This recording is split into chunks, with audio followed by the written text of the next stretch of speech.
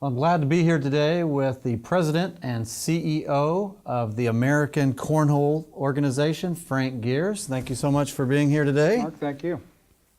Well, tell me about your business and how you got started. Well, believe it or not, my business is all about cornhole and having fun. I started 9 years ago. I was actually in the marketing business. I had a group called Harris Hawk. It was a group that I started back in 2001, and that business focused on helping companies promote and market themselves. And as I was out there, I was always looking for an idea and a way to, a new idea and a way to help businesses promote themselves. Mm-hmm. Came across this game of cornhole at a tailgating event, said, man, that is a billboard waiting to happen to promote a company. And I moved forward with my marketing group to start to embrace the idea of using cornhole as a way to promote business or help businesses promote mm-hmm. themselves. And that's how I originally got into cornhole. And I had some buddies that had a design firm. Those friends at the design firm, I got together with them one day and said, hey, I'm interested in starting this group called American Cornhole. They did a lot of design packaging for a toy manufacturing company, so I thought that they were the perfect partner to get involved with us. So I talked them into getting engaged with me and my partner at Harris Hawk, and the rest is history. We went out and started to create the best product for the industry. We wanted people who were playing cornhole in California to be playing on the same type of equipment like they were playing in Ohio. So we wanted to bring standardization to the game. So when I first got involved, I was a products-oriented business. Then it only took me about 6 months to realize that there was more than just a game here, that this could be developed into a sport, something way beyond mm-hmm. Just the backyard. And that's when I got hooked up with Carson Palmer. Carson Palmer had a charity event that he ran down at Paul Brown Stadium for a few years. So very early in our game, we were mentioned in the Wall Street Journal. We got involved with Carson Palmer. We landed Carnival Cruise and started focusing on creating what became now the World Championships of Cornhole, which was going, not staying clear of the product side, but embracing the product side as well as becoming the governing body to the sport. So making rules and regulations, creating somewhat of a handicapping system with this thing we call the frame game, creating a world ranking system, creating a tournament that every year players can gravitate towards competing for the #1 singles player in the world, which we call the King of Cornhole, or the #1 doubles team in the world, which we call the World Doubles Champions. So that event is what's called the ACO World Championships of Cornhole. Well, what is the most important thing people should know about the game of cornhole? That is fun. I mean, it's a fun, addictive game, and anybody can play it. I mean, that's what you need to know. Whether you're 8 or 80, male or female, black or white, it's a fun, social game. And one of the things that we've seen a lot happening with cornhole over the last 4 or 5 years is it's become a great vehicle for charities to raise money for themselves and to bring awareness to a charity.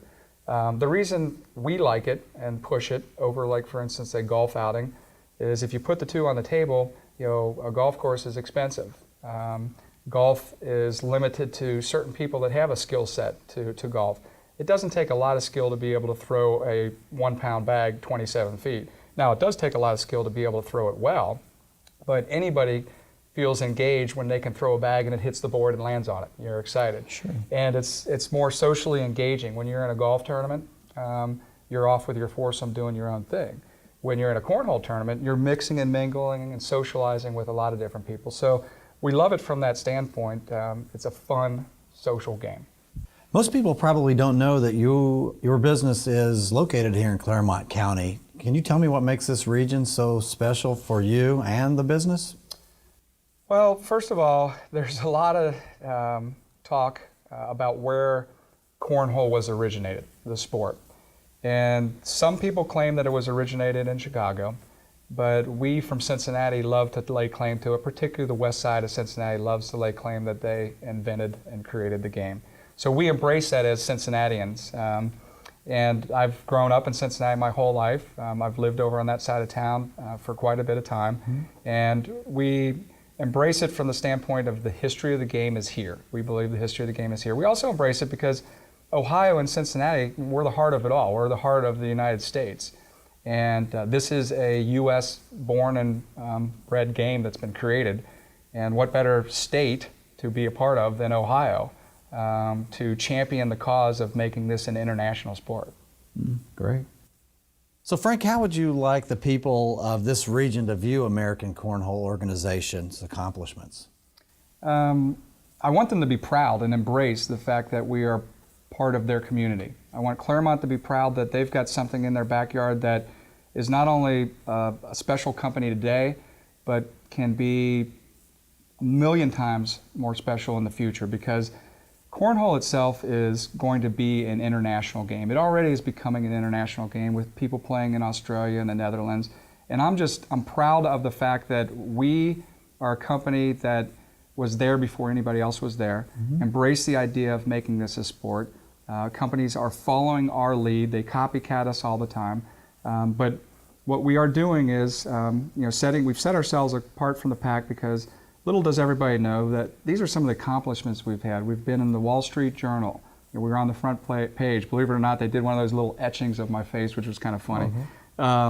We've been in ESPN Magazine. We've been on ESPN show itself. We were on the Kenny Mayne Wild World of Sports show, or Wider World of Sports show, this past July.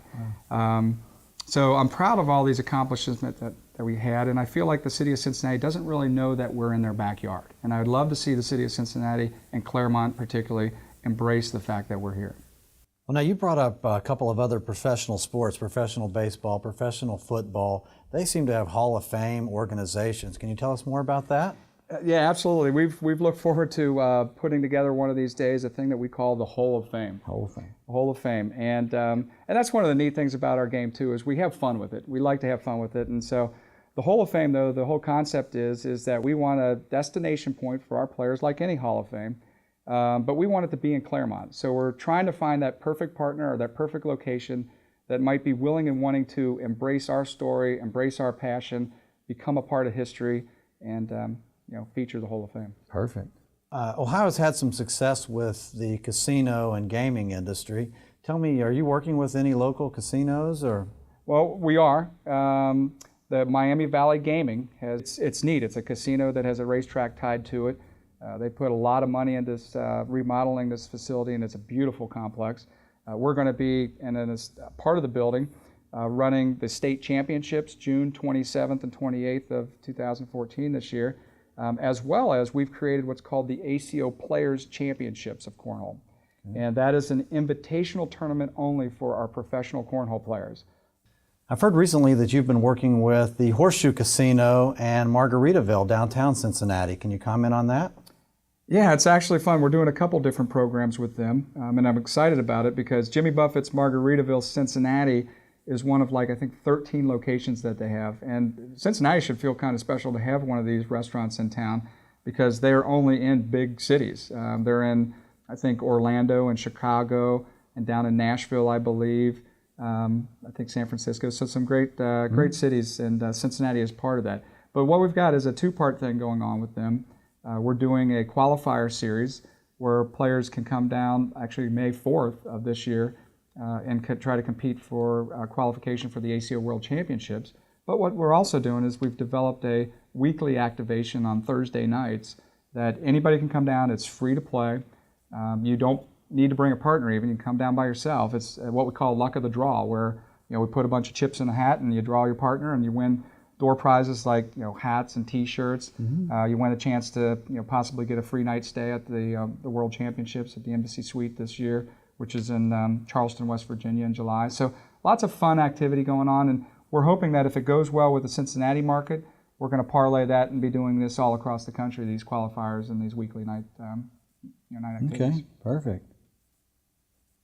Can you tell us how the Convention and Visitors Bureau has helped you?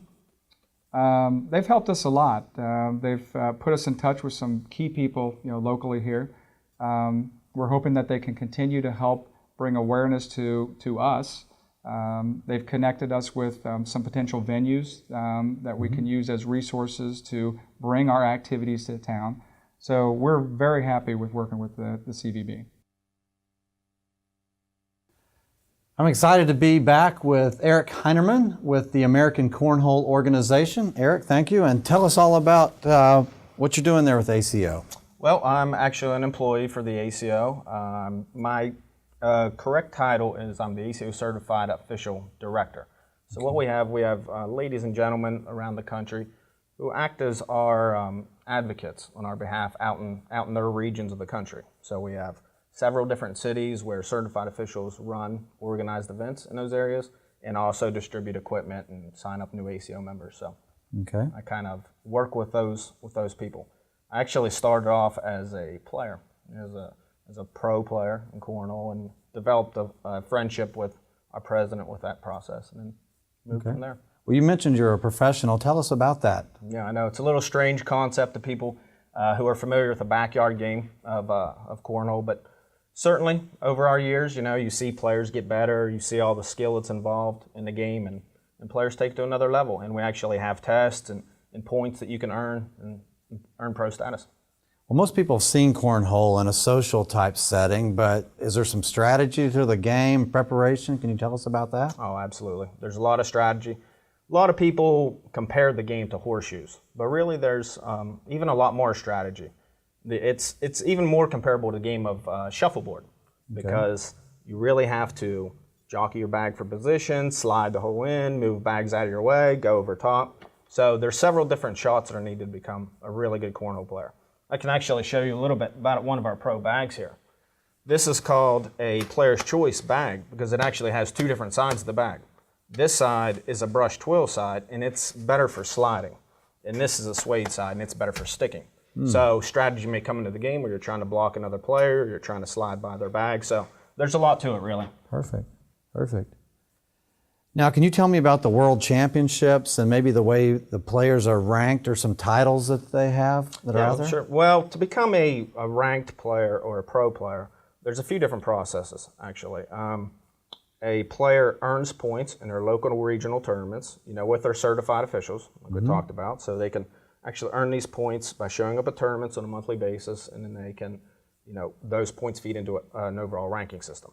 Then they can come to our major tournaments, which are bigger tournaments or corporate ran, where players come from all different regions to compete against each other, and they're earning points there.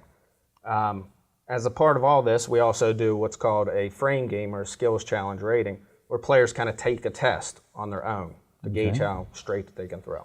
When you combine all these things together, if you meet the minimum levels for those things, you can acquire pro status. When that all equates to the World Championships of Cornhole, obviously everything is leading up to the World Championships every year. All these regional tournaments, all the major tournaments, and the players, their ultimate goal was to strive for the World Championships of Cornhole.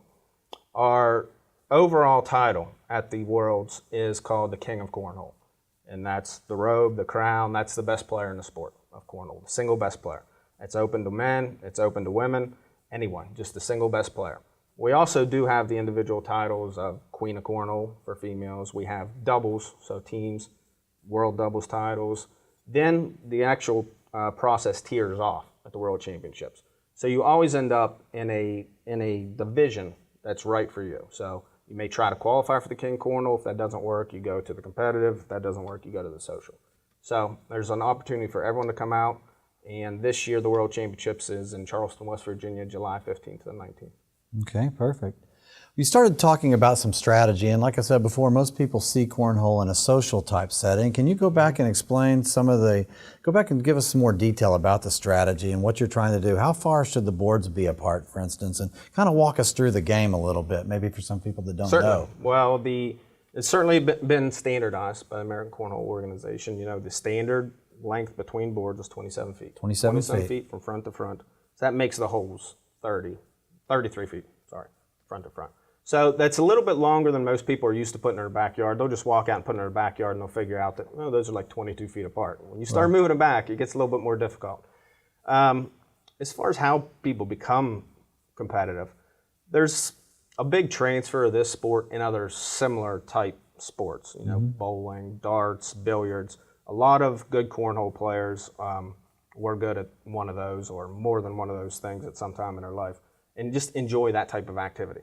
When you really start to see how good players can become, how well they can actually place their shots, how well they can do with those different types of shots I've told you about. Really becomes intriguing for those types of players. A lot of mental, preparedness goes into it. A lot of focus, a lot of practice, muscle memory, things like that go into the game. So I know that usually in the backyard you see a lot of people drinking beer. We have plenty of that at our tournaments, plenty of good times and laughs and drinking beer, but you see a lot of focus, earphones, people eating energy snacks in between games, in between long matches and things like that. It takes a lot of focus and preparation. So the basic object of the game, though, would be to score a direct hit in the hole, I guess. But then if your bag misses, then there's some strategy that comes into play. Is that the way that it scores Absolutely. and works? Absolutely. The scoring works, or you get 3 points if a bag goes in the hole, 1 point if it lands on the board. So, and then a player's points cancel out another player. So if I had 2 in the hole and 2 on the board, which would be 8 points, and you had 1 on the hole and 1 on the board, which would be 4 points, I total 4 points for that. Those 4 of your points canceled out for mine. So yes, when we come down to that situation where maybe I have 1 in the hole, but now I need to block you from getting in the hole, so I try to put 1 in your way. You need to get mine out of the way. Maybe you push it. Maybe you decide to throw over top of it. So there's certainly a lot of strategy. Just having position on the hole is the best thing. There are all kinds of techniques. If you're just trying to match holes with someone else, yeah, certainly blockers come into place where you're trying to, get someone out of their rhythm. Rhythm has a big Portion to it? Yes, absolutely. So a lot of practice and just tournament experience.